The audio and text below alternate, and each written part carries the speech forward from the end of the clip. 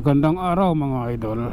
Nandito na tayo mga idol sa may hypermarket monumento, sa may circle mismo. Tayo babiyahin mga idol sa mga oras na ito, tungo ng Makati, pumasok sa trabaho mga idol. Nandito na tayo, circle na ito.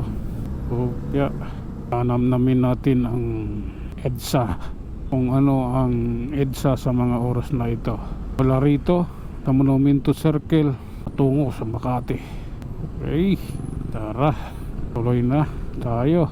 At ito na ang EDSA Caloocan. Tax lang tayo, huwag masyadong mamadali. Tingnan muna natin kung anong mga meron gilid-gilid nito. Maluwag yun, maluwag dito banda. O ganoon. Kung hirap, papanggap pa ba ako na ako ay masaya, kahit ang totoo talagang wala ka na.